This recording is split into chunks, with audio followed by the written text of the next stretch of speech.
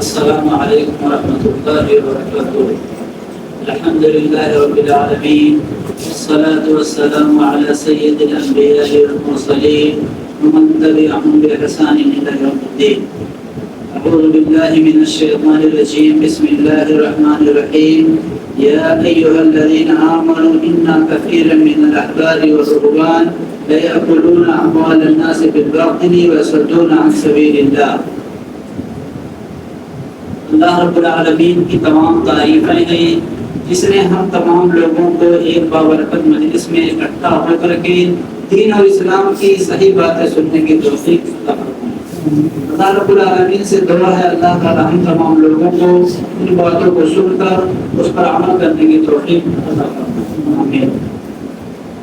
سامعین کرام، اسلام کے نام سے آج مسلمان جو کچھ کرتے ہیں یہ اعمال دو طرح کے نظر آتے ہیں۔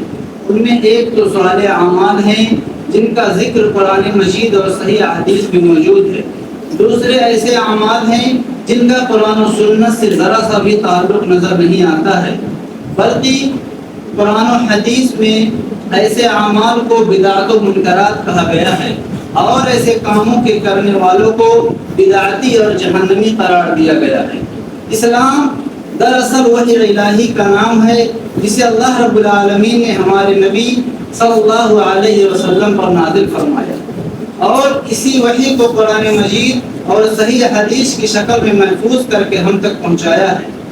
بدعت و منکرات ان کاموں کو کہتے ہیں جن کو لوگوں نے دین کے نام سے ایجاد کر لیا ہے اور جہلا انہی کاموں کو دین سمجھ کر ان پر عمل کر رہے ہیں۔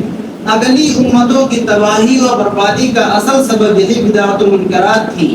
لوگوں نے انبیاء علیہ السلام کی سنتوں پر عمل کرنے کے بجائے بعد والوں کی ایجاد کردہ بدعتوں کو دین سمجھ کر اپنا لیا تھا۔ آخر کار گمراہ ہو کر اللہ رب العالمین کے غضب کا شکار ہوئے۔ اللہ تعالیٰ فرماتا ہے یا ایھا الذین آمنوا یا ایھا الذین آمنوا ان کثیرا من الاحبار والرهبان لیأکلون اموال الناس بالباطل ویصدون عن سبیل اللہ۔ اے ایمان والو، اکثر علماء اور عابد لوگوں کا مال ناحق کھا جاتے ہیں اور اللہ کی راہ سے روک دیتے ہیں۔ معلوم ہوا کہ دین کے نام سے گمراہ کرنے والی ٹولی بہت بڑی ہے اور علماء اور مشائخ کی شکل میں ہوتے ہیں۔ مطلب یہ ہے کہ اولیاء کے نام سے دین میں لوگوں نے جو بدعت ایجاد کر رکھی ہے ان کی اتباع ہرگز نہ کرو۔ مومن کی شان یہ ہے کہ وہ اپنا ہر کام وحی الہی یعنی قرآن مجید اور صحیح حدیث میں بتائے ہوئے طریقے کے مطابق کرتا ہے، اور جو انسان دین سے دور ہوتا ہے اور غافل ہوتا ہے وہ شخص اس بات کا کچھ لحاظ نہیں کرتا ہے، اس طرح سے وہ بدعات کا شکار ہو جاتا ہے۔ انہی بدعات و خرافات میں سے ایک بدعت ہے گیارہویں۔ انسان جب اس کا نام ہی سنتا ہے گیارہویں تو سمجھ میں آتا ہے دین اسلام نازل ہوا عربی فصیح زبان میں۔ صلاۃ، زکوٰۃ، حج تمام ارکان اللہ رب العالمین نے عربی زبان میں نازل فرمایا، لیکن جب ہم جو دین میں بدعات ہے جب ان کا نام سنتے ہیں، گیارہویں، تیجا، کنڈا، 40واں جو بھی نام ہے تو ان سے پتہ چلتا ہے کہ یہ اصل اسلام نہیں ہے، یہ کہیں سے آ کر کے ہمارے دین کو دخل انداز کر رہا ہے اور اسلام کا حصہ نہیں ہے۔ اصل میں گیارہویں ہے کیا؟ اس کی تو کوئی حقیقت اسلام میں نہیں ہے، نہ ہی اسلام سے اس کا کوئی واسطہ ہے، لیکن کچھ نام نہاد مولویوں نے اپنی جیب بھرنے کے لیے، اپنے آپ کو ایک سردار بنانے کے لیے لوگوں کے سامنے اس گیارہویں کو عام کیا اور اس کے ذریعے لوگوں کو اللہ رب العالمین سے دور کر دیا اور لوگوں کو وہ جو مر چکے ہیں ان کے نزدیک لا کر کے کھڑا کر دیا اور ان کو وسیلہ بنانے کا ان کو ذریعہ بنا دیا۔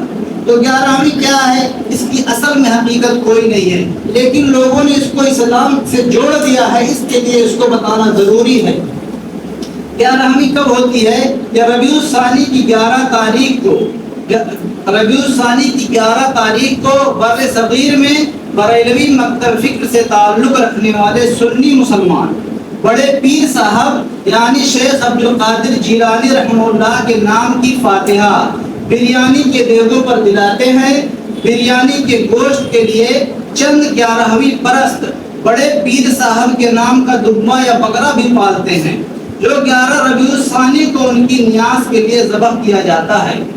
اور محفلیں جمع ہوتی ہیں 11ویں شریف کی، اور جب اس 11ویں شریف کی جو محفلیں منعقد ہوتی ہیں، جو ان کے اسٹیج پر ایمان فروش علماء آتے ہیں، وہ ایسی باتیں کہتے ہیں، اور امام عبد القادر جیلانی رحمۃ اللہ علیہ کو عبدیت سے اٹھا کر کے مقام ربوبیت اور الوہیت پر بیٹھا دیتے ہیں۔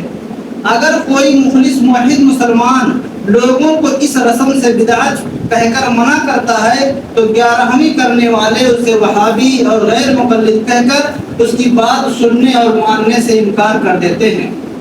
حالانکہ یہ لوگ جن کے نام کی 11ویں کھاتے ہیں اور واعظ کی مجلس برپا کرتے ہیں، وہ خود ایک اہل حدیث تھے اور وہابی تھے، اور وہ قرآن و سنت پر چلنے والے تھے۔ 11ویں کی رسم نہ صرف بدعت ہے بلکہ یہ شرک بھی ہے، کیونکہ اس میں اللہ رب العالمین کے علاوہ کے نام پر نظر و نیاز مانی جاتی ہے۔ ویسے تو اس کی کوئی حقیقت نہیں ہے، لیکن جس لحاظ سے لوگ بتاتے ہیں، اگر اس کی تاریخ کو دیکھا جائے تو اس کی تاریخ کا کوئی اثر پتہ نہیں ہے، کیونکہ عبد القادر جیلانی رحمۃ اللہ علیہ کی پیدائش ہوتی ہے سن 470 ہجری میں، اور ان کا انتقال ہوا 561 ہجری میں ہوا۔ 561 ہجری کے بعد اس کا شروع ہونا یہ معلوم ہوتا ہے۔ حقیقت میں اس کی کوئی تاریخ متعین کسی کو معلوم نہیں ہے۔ یہ کسی پیٹ پرست اور جیب پرست عالم کا ایک کام ہے کہ اس نے اس کو دین کے اندر داخل کر دیا۔ اور اگر ہم دیکھتے ہیں کہ اس کے اندر لوگ نظر و نیاز مانتے ہیں، تو نظر و نیاز ایک عبادت ہے جو اللہ، اور یہ عبادت اللہ رب العالمین کا خاصہ ہے۔ اگر کوئی نظر و نیاز مانتا ہے تو یہ شرک اکبر ہے۔ اور بہت سے لوگ دوسری بات کہتے ہیں کہ ہم یہ کام ایصال ثواب کے لیے کرتے ہیں۔ ایصال ثواب کے لیے یعنی ان کو ثواب پہنچانے کے لیے۔ اب یہ سوچنے والی بات ہے، جس کو یہ لوگ سب سے بڑا پیر مانتے ہیں اور دستگیر مانتے ہیں، غوث اعظم مانتے ہیں، جو کہ اللہ کا خاصہ ہے، ان کو دے دیتے ہیں۔ اس کے بعد تمام لوگ جمع ہو کر کے ان کو ثواب پہنچاتے ہیں۔ یہ کتنی بڑی سوچنے والی بات ہے۔ اور ایصال ثواب پہنچانے والے کون ہوتے ہیں؟ اگر ہم ان کی حالت کا جائزہ لیں تو نہ ان کو نماز کی دعا یاد رہے گی، نہ ان کے گھر میں دین کا پتہ ہے، نہ وہ خود نماز پڑھتے ہیں، بلکہ وہ دین سے دور ہو کر کے تمام ایصال ثواب پہنچانے کے لیے وہاں جمع ہو جاتے ہیں۔ حقیقت میں وہ کوئی ایصال ثواب نہیں رہتا ہے، وہ کوئی نظر و نیاز نہیں رہتی ہے۔ صرف اور صرف یہ جو عالم، جو دین فروش عالم ہوتے ہیں، جو وہاں آ کر کے تقریر اور بیانات کرتے ہیں، امام عبد القادر جیلانی کے جھوٹے قصے لوگوں کو سناتے ہیں اور ان کو دستگیر، غوث اعظم تمام لوگوں کے باور کراتے ہیں کہ سب کچھ یہی ہے۔ صرف ان کا یہ اپنا جیب بھرنا اور لوگوں کے اوپر ایک سرداری کرنا ہوتا ہے۔ اس کے بعد اگر ہم دیکھیں تو اصل میں لوگ صرف یہ کام جو کرتے ہیں، اس کے اندر عبد القادر جیلانی رحمہ اللہ کے تقرب کے یعنی اللہ رب العالمین کا تقرب حاصل کرنے کے لیے ان کو خوش کرتے ہیں۔ تو یہ اگر عقیدہ رکھتے ہیں تو یہ کفریہ عقیدہ ہے، یہ کافروں کا عقیدہ ہے کہ وہ لوگ اپنے بتوں کو اس لیے خوش کرتے ہیں کہ وہ ان کا کچھ سہارا بن جائیں۔ اگر یہ عقیدہ ہے تو یہ کفریہ عقیدہ ہے۔ تو اس سے پتہ چلا کہ 11ویں کی کوئی حقیقت نہیں ہے، یہ صرف کھانے پینے کا ایک ذریعہ ہے اور لوگوں کو دین سے دور کرنے کا ایک ذریعہ ہے۔ اور اگر ہم اس کے ذکر و اذکار کی بات کریں کہ اس کے اندر پڑھا کیا جاتا ہے، ذکر و اذکار کی ویسے دین میں بہت بڑی فضیلت ہے، کیونکہ جو بندہ جب بھی اللہ کا ذکر کرتا ہے اللہ اس کے ساتھ ہوتا ہے۔ جو بھی اذکار ہو، سبحان اللہ، الحمدللہ، لا الہ الا اللہ، سبحان اللہ و بحمدہ، سبحان اللہ العظیم، اس طرح کے جو بھی اذکار ہیں، تو جب انسان کرتا ہے تو اللہ رب العالمین اس کے ساتھ ہوتا ہے۔ لیکن جب ہم یہاں ان کے اذکار دیکھتے ہیں، انسان کے لیے یہ انسان یہ نہیں کر سکتا ہے کہ اس کے دل میں جو کچھ بھی آئے وہ اس کو ذکر کے طور پر بیان کرنا شروع کر دے۔ اللہ کی معیت کے لیے، اللہ رب العالمین کا اگر کسی کو معیت چاہیے تو ضروری ہے کہ رسول صلی اللہ علیہ وسلم کی سنت کی پیروی کرے، ورنہ آدمی بیٹھ جائے گا۔ صوفی صاحب بتائیے کون سا ذکر افضل ہے؟ اگر وہ کہے اتنی بار پڑھو، یہ کرو وہ کرو، اس میں برکت ہوگی۔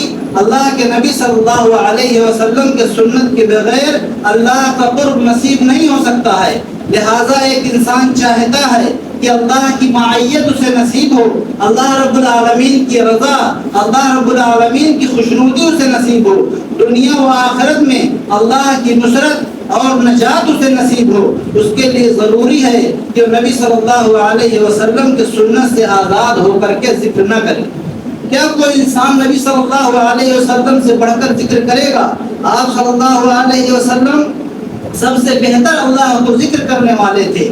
آپ صلی اللہ علیہ وسلم کی سنت کی پیروی کرو۔ اگر انسان کا یہ تصور کہ یہ چیزیں بدل نہیں سکتی ہیں کہ نبی صلی اللہ علیہ وسلم کے ذکر کو چھوڑ کر کے اپنے بتائے ہوئے ذکر کو پیش کرے، تو انسان کا جو تصور حقائق کو بدل نہیں سکتا ہے۔ انسان بدعت کے ذریعہ سے اللہ کا قرب اور اپنے ایمان کی تجدید نہیں کر سکتا ہے۔ بدعت تیرے ایمان کو کمزور بنا رہی ہے، بدعت سے کبھی بھی ایمان مضبوط نہیں بنتا ہے۔ اچھا لگنا یعنی کوئی ذکر انسان کو اچھا لگے تو کیا کر سکتا ہے؟ نہیں۔ اچھا لگنا اس بات کی کوئی دلیل نہیں ہے کہ یہ تیرا کام اچھا ہے، کیونکہ اچھا کام وہی ہے جسے اللہ اور اس کے رسول نے اچھا قرار دیا ہو۔ تو اس تمام باتوں سے پتہ چلتا ہے کہ یہ صرف ایک گیارہویں کی رسم نہ صرف بدعت ہے بلکہ شرک بھی ہے۔ قرآن و حدیث کی تعلیمات سے ایسا کوئی عمل شریعت اسلامی میں جائز اور روا نہیں ہے جو قرآن و حدیث اور سنت رسول سے متصادم ہو۔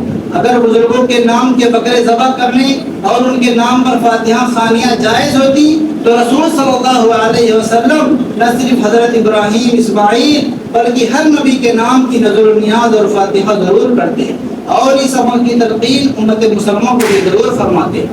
لہذا گیارہویں کو شرک اور بدعت کی جاہلانہ رسم سے زیادہ اور کچھ نہیں سمجھنا چاہیے۔ اور اب ایک ضروری بات یہ ہے کہ اگر جو لوگ دوسروں کی باتوں کو مان کر بنا دلیل کے تحقیق کیے ہوئے اس کے اوپر چل پڑتے ہیں، یعنی گیارہویں مناتے ہیں یا بھی جو بھی شرک و بدعات کی عمل ہے، اگر انسان اس کو کرتا ہے، اس کی تحقیق نہیں کرتا ہے، کیونکہ حق واضح ہو چکا ہے۔ حق واضح ہو جانے کے بعد اگر انسان گمراہی میں جاتا ہے یا شرک و بدعات میں مبتلا ہوتا ہے تو اس کا انجام کیا ہوگا؟ اس کا انجام بڑا خطرناک بتایا گیا ہے قرآن مجید کے اندر۔ کیونکہ آج کل ہم دیکھتے ہیں گمراہ کرنے والے اماموں کے پیچھے مسلمانوں کی ایک بہت بڑی تعداد چل رہی ہے۔ گمراہ کرنے والے اماموں کے پیچھے مسلمانوں کی ایک بہت بڑی تعداد چل رہی ہے، جسے نبی صلی اللہ علیہ وسلم نے کہا ہے ائمۃ المضلین، گمراہ کرنے والے امام۔ قرآن مجید کے اندر اللہ رب العالمین نے اس کا تذکرہ فرمایا ہے، یعنی قیامت کے دن یہ لوگ جو آج اپنے بزرگوں اماموں کے بنائے ہوئے دین پر چلتے ہوئے فخر کرتے ہیں اور جہالت کی وجہ سے اسی گمان میں ہے کہ ہمارا بیڑا پار ہو جائے گا، اللہ تعالیٰ نے ان لوگوں کی باتوں کو یہاں ذکر کیا ہے۔ یعنی یہ جو بدعت کے اوپر چلتے ہیں تو ان جب وہ جہنم میں جائیں گے اس وقت اللہ رب العالمین نے ان کا تذکرہ فرمایا کہ وہ لوگ کیا کہیں گے؟ وہ لوگ کہیں گے وَقَالُوا رَبَّنَا إِنَّنَا أَطَعْنَا سَادَتَنَا وَكُبَرَاءَنَا فَأَضَلُّونَا السَّبِيلَ، کہیں گے اے ہمارے رب، ہم نے اپنے سرداروں اور اپنے بڑوں کی مانی جنہوں نے ہمیں راہ راست سے بھٹکا دیا۔ ربنا آتہم ضعفین من العذاب وَأَلْعَنْهُمْ لَعْنًا كَبِيرًا، پروردگار تو انہیں دگنا عذاب دے اور ان پر بہت بڑی لعنت نازل فرما۔ اب یہاں اللہ رب العالمین نے یہاں بتایا گیا سعادتنا و کبرانا کا لفظ ہے ہمارے سردار اور ہمارے بڑوں، انہوں نے ہمیں راہ حق سے بھٹکا دیا۔ کن لوگوں نے؟ جو خود توحید پر نہیں ہیں، جو خود قرآن و حدیث کو نہیں سمجھتے ہیں، جو سنت اور رسول کے حقوق کو نہیں جانتے ہیں، ان کے پیچھے لگ گئے ہم۔ تو یہاں کبرانا و سعادتنا سے اگر ہم پیچھے چل گئے تو ہمارا انجام کیا ہوگا؟ اللہ کے رسول صلی اللہ علیہ وسلم نے اس چیز سے ہمیں ڈرایا ہے. کس چیز سے؟ کہ تمہارے درمیان ایسے لوگ آئیں گے، تمہارے درمیان ایسے لوگ آئیں گے جو قرآن و حدیث کا نام تو لیں گے لیکن جہنم کے دروازے کی طرف بلانے والے ہوں گے. دعات علی ابواب جہنم، جہنم کے دروازے کی طرف بلانے والے ہوں گے. عام مسلمان کی طرح ہوں گے، داڑھی کرتا جبے پہ نہیں جانا، دستار پہ نہیں جانا، موٹی موٹی پگڑیوں پہ نہیں جانا. یہ ایسے جاہل علماء ہیں جو لوگوں کو اللہ رب العالمین سے دور کر رہے ہیں، اور یہ عالم ایسے ہیں جو لوگوں کو جہنم کی طرف بلا رہے ہیں. جبکہ اللہ رب العالمین نے جو کامیابی رکھی ہے وہ انسان کی کامیابی کا جو ذریعہ بتایا ہے کہ اگر انسان جہنم سے بچ جائے اور جنت میں چلا جائے تو وہی انسان کامیاب ہے. اگر ہم دیکھتے ہیں کسی کی گمراہی واضح ہو گئی ہو، وہ عقیدے میں گمراہ ہے، اب وہ کتنی بھی اچھی تقریر کرتا ہو. اب انسان عقیدے میں گمراہ ہے، وہ کتنی بھی اچھی تقریر کرتا ہے، کتنی بھی اچھی درس دیتا ہے، اگر وہ گمراہ ہے تو اور خطرناک ہے. اگر اچھی تقریر کر رہا ہے تو اچھی تقریر کرنے والے ہی لوگ غلط بات مانیں گے. انسان اچھی تقریر کر رہا ہے اور غلط باتیں بیان کر رہا ہے لیکن لوگ اس کو صحیح مانیں گے. اچھی تقریر سچی بھی ہو یہ ضروری نہیں ہے.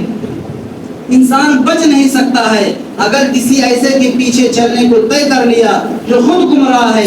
سوچنے کے لیے انسان تیار نہیں ہے، کسی کی سننے کے لیے تیار نہیں ہے. ابن سیرین رحمۃ اللہ علیہ فرماتے ہیں قرآن و حدیث دین ہے، اب تم دیکھو کہ دین کس سے لے رہے ہو. اب یہ دیکھو کہ تم دین کس سے لے رہے ہو.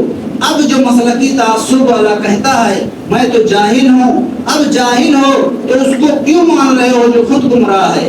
تھوڑی دیر کے لیے یہ تقلید کرنے والے، کسی کے پیچھے چلنے والے کو آپ سمجھائیں کہ آپ کیوں تقلید کرتے ہو تو جواب دیتا ہے میں تھوڑی قرآن و حدیث سمجھ سکتا ہوں. چلیے مان لیا نہیں سمجھ سکتے ہیں تو پھر کیا وہ سمجھ رہے ہیں آپ فلاں بزرگ، آپ کو جب قرآن و حدیث نہیں معلوم، سمجھ میں بھی نہیں سکتے، آپ اتنے بیوقوف ہیں، عقل ہی نہیں ہے، آپ خود ہی بول رہے ہیں میں اتنا بیوقوف ہوں کہ مجھے صحیح غلط نہیں سمجھ سکتا ہے. تو آپ کو یہ کیسے پتا چلا یہ مولانا پیر بننے کے لائق ہے؟ اس مولانا کی ہر بات ماننی چاہیے اور اس مولانا کی بات نہیں ماننی چاہیے. کس نے بتایا؟ آپ کہتے ہیں کہ میں تقلید اس لیے کرتا ہوں کہ قرآن و حدیث نہیں سمجھتا، اور جب کوئی رد کرتا ہے تو آپ قرآن و حدیث کے طریقے سے ثابت کرتے ہیں کہ تقلید کرنا چاہیے، یعنی جاہل رہنا چاہیے، اس کی دلیل دیتے ہیں. اس میں آپ عالم ہیں، اپنی مسلک کو ثابت کرنے کے لیے جو غلط ہے عالم بن جاتے ہیں. یہ کتنا تضاد ہے، کتنی ٹکراؤ کی بات ہے. ہم اور آپ جو کہتے ہیں کہ چلو ہم کو نہیں سمجھتا، چلو مان لیتے ہیں نہیں سمجھتا، تو آپ جس کے پیچھے چل رہے ہیں، جس کو اپنا بڑا مان رہے ہیں، وہ بڑا ماننے کے لائق ہے. یہ آپ کو کیسے پتا؟ اگر یہ معلوم کرنے کا ذریعہ آپ کے پاس ہے تو یہ ذریعہ کیوں نہیں ہے کہ صحیح عالم کون ہے، صحیح بات بتانے والا کون ہے، قرآن و حدیث کا عالم کون ہے، تقوی والا کون ہے، صحیح دین کو بتانے والا کون ہے. اگر آپ ایک غلط کو صحیح مان سکتے ہیں تو صحیح کو صحیح کیوں نہیں سمجھ سکتے؟ نہیں بچیں گے. انسان کے پاس یہ کوئی عذر نہیں ہے کہ اس کے ذریعے سے انسان بچ جائے. یہ عذر نہیں ہے، یہ ڈھونگ ہے، یہ جھوٹ ہے. انسان اپنے آپ کو صرف تسلی دیتا ہے بس. وہ کہیں گے اللہ ان کو ڈبل عذاب دے. کون کہے گا؟ جو دنیا میں سردار مان رہا ہے. کس کو سردار مان رہا ہے؟ غلط لوگوں کو جو شرک کے راستے پہ لے جا رہے ہیں، جو کفر کے راستے پر لے جا رہے ہیں، قرآن و حدیث سے ہٹا کر لوگوں کو غلط فتوے دے رہے ہیں اور پیچھے چلنے والا مست ہو کر چل رہا ہے. ایسے لوگ اس ہیلے اور بہانے سے بچ نہیں سکتے ہیں. ارے اتنے بڑے تو ہیں، ہم صرف انہی کے مانیں گے. دنیا میں جو کہے گا ہمارے پیر صاحب، ہمارے بڑے، جہنم میں انسان وہی انسان کیا کہے گا؟ اللہ ان کو ڈبل عذاب دے. انہوں نے ہم کو بہکایا، یہاں لانے کے ذمہ دار یہ ہیں. ان کی نہ مان کر اللہ اور رسول کی مان تو یہاں سے بچ جاتے، یعنی جہنم سے بچ جاتے. بتانے والا بتا رہا ہے کہ آپ شرک کر رہے ہیں تو اس کے لیے ضروری ہے کہ انسان تحقیق کرے. بتانے والا یہ بتا رہا ہے کہ آپ شرک کر رہے ہیں، یہ کام آپ کا بدعت والا ہے، تو ضروری ہے اس انسان کے لیے کہ اس کی تحقیق کرے کہ جو میں مان رہا ہوں وہ اگر وہ شرک ہے تو میں جہنم میں جاؤں گا۔ اب ایک انسان سردار بنا بیٹھا ہے تو سردار وہ کیسے بنا بیٹھا ہے؟ سردار اس لیے سردار بنا بیٹھا ہے کہ لوگ ہمارے پیچھے چل رہے ہیں، اور اگر میں حق اختیار کر لوں گا تو یہ کہیں گے تو نے اب تک گمراہ کیوں رکھا ہے، میری سرداری چلی جائے گی، مجھ کو سردار نہیں مانیں گے، تو غلط میں سردار مان رہے ہیں، اس لیے انسان وہ سردار بنا بیٹھا ہے۔ اگر اس کو صحیح پتہ بھی چل جاتا ہے تو مانتا نہیں ہے۔ آج بھی ایسے لوگ ہیں، سمجھ میں آ جاتا ہے قرآن و حدیث یہ کہہ رہی ہے، لیکن وہ لوگوں میں نہیں بتاتے ہیں، لیکن کبھی کبھار کسی مجلس میں کہتے ہیں ہاں ہم کو پتا ہے کہ یہ سچائی یہی ہے، لیکن یہ بیوقوف لوگ ہیں جو ہمارے پیچھے چلتے ہیں، تو سردار ہیں اور گمراہ کر رہے ہیں، تو خود کی گمراہی کے ساتھ ساتھ دوسروں کی گمراہی کا سبب ہیں، وہ خود کی گمراہی کے ساتھ ساتھ دوسروں کی گمراہی کا سبب ہیں، اس لیے ان کو ڈبل عذاب دیا جائے گا۔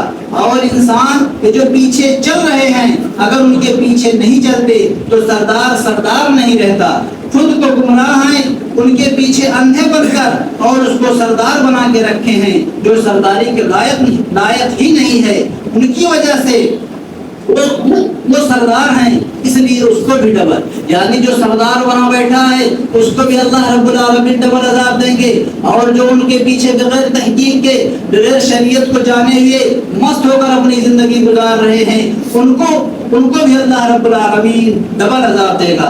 نبی صلی اللہ علیہ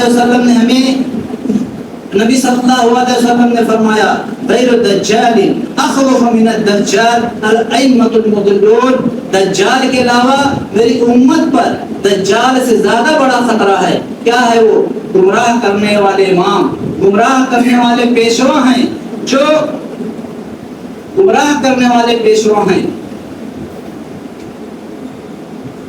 جو حق کو جانتے ہوئے بھی خاموشی اختیار کیے رہتے ہیں، یہ آخرت میں انسان کے لیے اس کے زبان کو آگ کی لگام پہنائی جائے گی۔ اگر انسان حق کو سمجھ جائے پھر اس کو بیان نہ کرے تو ایسے انسان کو قیامت کے دن آگ کی لگام پہنائی جائے گی۔ اگر ضرورت کے وقت میں جب بولنا ضروری ہے اور آدمی خاموش رہے حق بیان کرنے سے، یہی وجہ ہے کہ علماء محدثین خاص طور سے انہوں نے اس دور میں جب لوگوں نے سنت کے معاملے میں ملاوٹ شروع کر دی اور اہل باطل کے حق میں ملانا شروع کر دیا، نبی کے نام سے جھوٹی باتیں بتانا شروع کر دی، تو انہوں نے فوراً لوگوں پر جرح کرنا شروع کر دیا۔ لوگوں نے ان پر طعن کیا کہ یہ غیبتیں کرتے ہیں، ان کو دوسرا کچھ کام نہیں ہے۔ انہوں نے کہا، یعنی جو اصلاح کرنے والے ہوتے ہیں ان کی یہ ذمہ داری ہے، انہوں نے کہا یہ غیبت نہیں ہے، یہ نصیحت ہے، یہ اس کی غیبت اگر ہے لیکن جو دوسرے مسلمان اس کی وجہ سے گمراہ ہو سکتے ہیں ان کے لیے خیر خواہی ہے، اس کا عیب اس کی گمراہی اگر واضح نہ کی گئی تو لوگ دھوکے میں آ کر کے گمراہ ہو جائیں گے۔ اس کا تعلق اس تعلق سے ابن تیمیہ رحمۃ اللہ علیہ فرماتے ہیں اہل بدعت چاہے وہ کتاب و سنت کے خلاف ان کے اقوال ہوں یا کتاب و سنت کے خلاف ان کی عبادات اور افعال ہوں، ان کے حال کو بیان کرنا، یہ لوگ گمراہ ہیں، یہ غلط ہیں، اور لوگوں کو ان کے بارے میں خبردار کرنا سارے مسلمانوں کے اتفاق سے واجب ہے۔ اہل حق کا اس پر اجماع ہے کہ ایسے لوگ جو گمراہ ہیں، ایسے لوگوں کی گمراہی لوگوں کے سامنے بیان کرنا واجب ہے۔ تو اس سے پتہ چلتا ہے کہ یہ 11ویں ایک بدعت ہے اور اس میں بہت سارے اعمال شرکیہ بھی پائے جاتے ہیں، اور اس کے علاوہ جو لوگ بغیر تحقیق کے دین پر عمل کرتے ہیں، اگر وہ بدعات و خرافات پر عمل کر رہے ہیں اور یہ کہہ رہے ہیں کہ ہم کو دین کا پتہ نہیں ہے، تو اللہ رب العالمین کے ہم اس سے بچ نہیں سکتے ہیں، اور اس کے تعلق سے ہمارے اور آپ کی ذمہ داری ہے سب سے پہلے تو ہم اس سے بچیں، اور بچنے کے ساتھ ساتھ لوگوں کو بھی اس کے بارے میں بتائیں کہ یہ دین کا حصہ نہیں ہے، لوگ اس سے گمراہ ہو رہے ہیں۔ تو اللہ رب العالمین سے دعا ہے کہ اللہ رب العالمین ہمیں بدعات و خرافات کو سمجھنے اور اس سے بچنے کی توفیق عطا فرمائے۔ اللہ رب العالمین ہمیں بدعاتوں کو سمجھنے اور اس سے بچنے کی توفیق عطا فرمائے۔ اللہ رب العالمین ہم تمام لوگوں کو صحیح دین پر عمل کرنے کی توفیق عطا فرمائے۔ اللہ رب العالمین جب تک ہمیں زندہ رکھے اسلام پر رکھے، جب ہمارا خاتمہ تو ایمان پر ہو۔ آخر دعوانا الحمد للہ رب العالمین۔ السلام علیکم۔